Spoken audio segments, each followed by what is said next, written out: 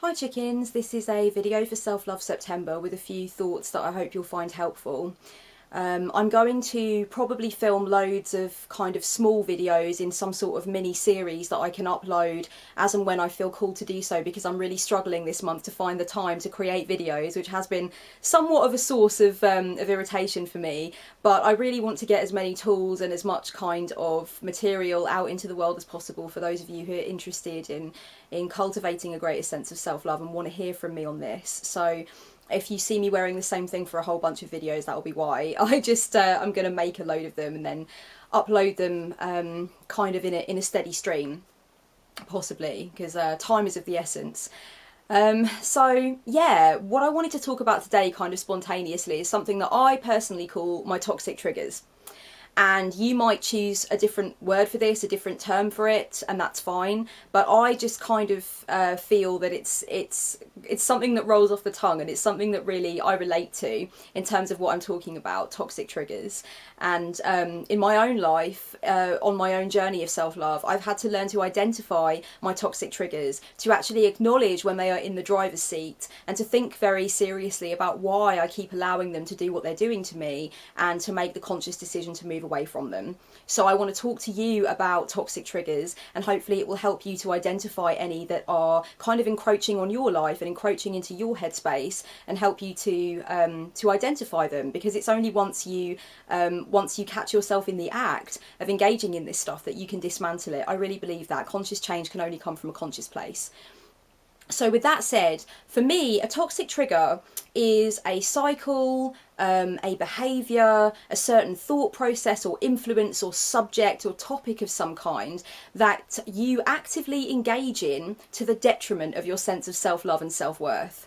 And it might be something that you do habitually, it might be something that you've done for a really long time, so it might be really difficult to identify it in the moment. But what we're going to do at this point in Self-Love September is try to get really clear on these things that we do time after time that are actually really counterproductive when it comes to building up self-love and understanding how to cultivate self-love. So I'm going to give you an example from my own life to help you understand what I mean. I have recovered from an eating disorder. I suppose you could call it an eating disorder not otherwise specified, if you like. I'm not going to go into the details of it here, one, because it's not relevant, and two, because I don't want to put a trigger warning on the video or trigger anybody who might have an eating disorder. But I had problems on and off with my relationship with food and my relationship with body weight for a couple of years after I stopped self-harming.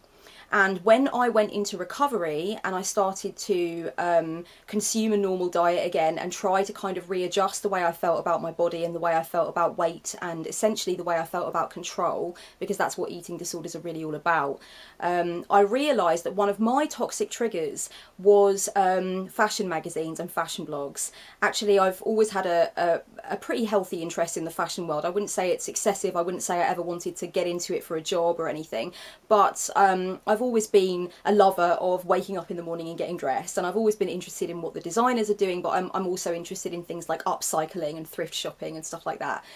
So I had to get very clear for myself when I was in recovery after my eating disorder that actually trawling through blogs or looking through 1,000-page aspirational high fashion magazines wasn't doing anything good for me. It wasn't doing anything good for my recovery. It was in fact what I would call a toxic trigger.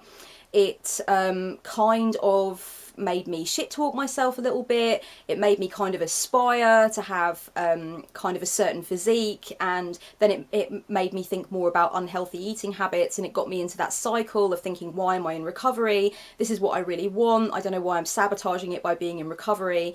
I'd beat myself up, I'd feel low about myself, and I had to realise after a while that a lot of what it takes to give yourself self-love is tough love, because you have to understand that a lot of the cycles that you engage in with regard to the stuff that you read, the stuff that you maintain an interest in, the things that you do consistently time after time, the choices you make about how to use your headspace and what to use it for, those things are on you. You know, there's no way that you can blame somebody else for this kind of re-emergence of a negative cycle. Eventually you have to realise the power is within you to recognise your toxic triggers and actually do something to dismantle them or step away from them and spend your time in a more useful way, which helps you to embrace self-love. So really, I think toxic triggers are just these blocks that actually you are in charge of. You yourself are in charge of them. You can choose whether or not to keep consciously engaging in them. And I think that's the really exciting thing. One of the most exciting things for me about self-love is that we begin to realise, once we truly commit to fostering it and cultivating it and maintaining it, we realise how much more power we have over our daily lives, over what we say and do and think and feel. And that was a really thrilling and empowering thing for me. So I stepped away from the fashion blogs. I stopped trawling through hundreds of fashion blogs. I stopped looking at so many aspirational high fashion magazines where there's very little diversity in terms of gender, in terms of body weight, in terms of colour. You know, there's no diversity at all. It's entirely supposed to be this physique and this look that you place onto a pedestal and you kind of aspire to, or you're at least trained unconsciously to think is, you know, perfection, or it is kind of the height of beauty, the standard of beauty. That stuff doesn't do anything good for somebody who's recovering from an eating disorder, right? So they had to go. I had to kind of really scale down my involvement in that stuff and come to understand the underlying reasons why I was feeding myself that stuff. You know, it wasn't self-loving to do that. And I had to choose to spend my time in another way, a more productive way. I had to work to catch myself in the act, to be conscious of myself trawling through blogs and using them in order to kind of feed myself negative stuff about my own body and my own life and whatnot. I had to be very clear about the fact that actually, even before I had maintained and fostered a true sense of loving myself, at least there were certain little things that I could do to make sure that I didn't hate myself anymore. And this is it. It's a practicality thing. I think a lot of people think that you have to sit around and wait for this lightning bolt of ultimate illumination and self-love to come along before you can actively do anything, before you can proactively change anything. And actually, I think it's often the other way around. I think if we get into the habit of recognising which little parts of ourselves and our lives and our behaviours and our thought processes are actually feeding into self-hate, at least we can deal with them a little more and try to minimise them a little more. So wherever your toxic triggers show up in your own life, whatever you are consistently doing or engaging in or kind of devoting your headspace to, which ultimately allows you to find avenues towards negative self-talk, it's time to really get clear and really get honest about them, because it's only you that can actively step away from them. It's only you that can change that pattern and actually take out that junk food, that yucky stuff, that stuff that's not feeding you, that's not nurturing you, that's not helping you to grow your own garden and sing from your own soul. Get rid of that stuff and replace it with stuff which is healthier and which actually helps you to cultivate a sense of self-love, or at least self-respect for now. If self-love seems like a distant dream, then at least recognise that sometimes the things you do that are toxic triggers, they don't show that you respect yourself. For example, one big thing since the emergence of social media is that people like to kind of stalk their ex-friends or ex-partners that they still feel kind of some sense of rage over or disappointment with or pain or heartbreak. Often, you know, you can find yourself in the middle of the night engaging in a little bit of stalking, looking at your ex-partner or your ex-friend, somebody who wronged you, somebody who left you, abandoned you, and having a look at how happy they are in their new life, and then using it as an excuse to tell yourself that you're no good, and then you end up crying. This is a toxic trigger in a nutshell. It's absolutely your choice to type that person's name into Facebook. It's absolutely your choice to engage in the thoughts that you're engaging in and to allow them to come in through that avenue of spending your time engaged in that toxic trigger, because that's what it is. And one thing I would say is that a lot of the time stuff doesn't feel like a choice, but it is a choice, and that's a very empowering thing to realise. So the next time you are about to engage in a toxic trigger, the next time you're about to invite it through the back door of your mind, the next time you're about to use it to try and flatline your sense of self-love and feed yourself a little more self-loathing, I invite you, I urge you to stop yourself, catch yourself in the act, and just say, you know what, I may have a long way to go on this journey, I may not be there yet, but there is one thing, there is one proactive thing I can do for myself today which will be healthy and good, and it is to say no to that toxic trigger, shut the door on it and go and do something else which is healthier, which is going to make me feel more stable, which is going to allow me to cultivate a sense of self-respect. So when we get conscious about our toxic triggers, I think a lot of good stuff can come from that. And I think we realise that we can give ourselves that tough love. I think self-love is, in a sense, about giving ourselves a little tough love, reminding ourselves that we have ultimate accountability quite a lot of the time for what we choose to engage in.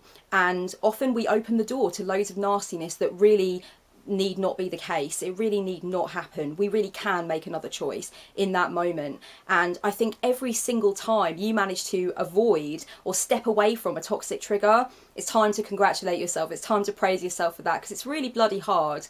And if you manage to do it and you slap yourself on the back, just remember, I'm slapping you on the back too, because it's hard. And I'm not trying to say that it's easy, but I'm trying to say that it's only you that can do it. And once you become very conscious and clear about what your toxic triggers are, what you do to yourself time after time, what you engage in time after time, it's only then that you can kind of free yourself from it. And remember, a lot of toxic triggers come as the result of relationship dynamics as well. This is something I want to say before I finish up. Ask yourself if you're having the same conversation with somebody time and time again, in which you try and justify your position or explain why you want to do something or explain why you believe something. And you know that that person is never going to take your point of view on board and is always probably going to attack you or disparage your beliefs. And yet you keep engaging in that discussion with them time after time in the kind of vain hope that one day they'll see your way of thinking and they'll be more kind of balanced about the whole thing. I would say that's a toxic trigger too. You know, you need to ask yourself, why do you keep going back into that battlefield? Why do you keep putting your armour on and engaging in this verbal back and forth with somebody who clearly doesn't have any intention of seeing your point of view and will always try to undermine you? Instead, it would be best to not do that and go away and fortify yourself and get behind your own choice, get behind your own belief and build up your sense of self to the point where it's no longer important for you necessarily to prove yourself or justify yourself. It's much more important for you to be strong in yourself and know that nothing else, judgment-wise, that anybody else could throw at you is going to make the difference as far as you're concerned. You're strong in yourself because you love yourself and you care about what you think. So that's another toxic trigger, and relationship dynamics hold all kinds of toxic triggers that you can look at and realise how you yourself are playing a part in stripping yourself of self-love and self-respect, by kind of consistently engaging in these things, you know, consistently putting yourself up to be knocked down by something outside of yourself. And there is an addictive component to it. Absolutely there is. There was for me with the fashion magazines. Of course there was an addictive component. And that's why it's such a struggle sometimes to kind of catch yourself in the act and say, you know what, not today. I'm not going to do fashion blogs today because I know it's not going to go anywhere good. Instead, I'm going to go and make an organic smoothie or go on a nature walk or pick up the phone and talk to somebody about the fact that I want to torture myself with fashion blogs. Something like that, something which just nurtures you a little bit more, you know? And so that's all I want to say about toxic triggers. I hope this has been really helpful. Much love to you all. Blessed be.